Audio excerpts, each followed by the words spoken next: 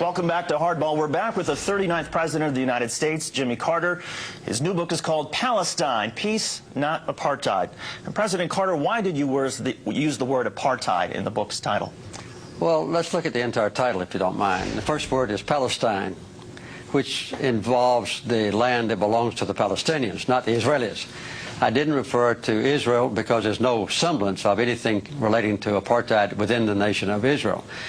And I also emphasized the word not, that is peace and not apartheid. That's what I hope to accomplish with this book, is some move toward that goal.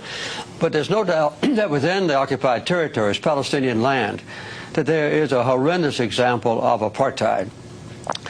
The occupation of Palestinian land, the confiscation of that land that doesn't belong to Israel, the building of settlements on it, the colonization of that land, and then the connection of those isolated but multiple settlements, more than 200 of them, with each other by highways on which Palestinians can't travel, and quite often where Palestinians cannot even cross.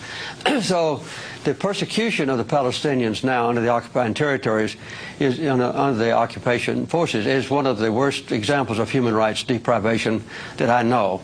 And I think even worse, though, than a place like Rwanda? Yes, I think, yes. You mean now? Yes. I think the impression now of the Israelis, of the Palestinians by the Israelis, is worse than a situation in Africa like the oppression of Rwandans and the Civil War.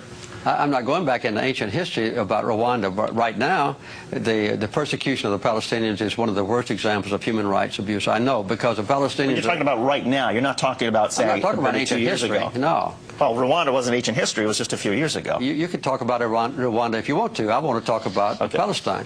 What is being done to the Palestinians now is horrendous in their own territory by the occupying powers, which is Israel. They've taken away all the basic human rights of the Palestinians, as was done in South Africa against the blacks. And I make it very plain in this book that the apartheid is not based on racism, as it was in South Africa, but it's based on the desire of a minority of Israelis to acquire land that belongs to the Palestinians and to retain that land, and then to exclude the Palestinians from their own property and subjugate them so that they can't arouse and demonstrate their disapproval of being robbed of their own property. That's what's happening in the West Bank. And the people in this country, in America, never know about this. They never discuss this. There's no debate about it. There's no criticism of Israel in this country. And in Israel, there is an intense debate about the issues in this book.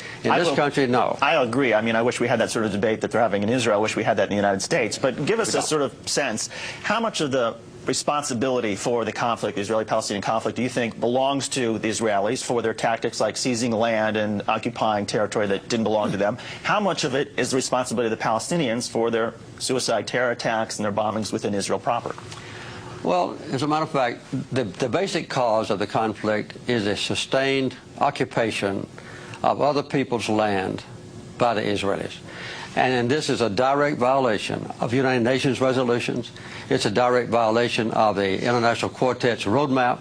It's a direct violation of the commitments that leaders of Israel have made in the past at Camp David when I was president and in Oslo, promising that Israel would withdraw from occupied territories. They have failed to do so.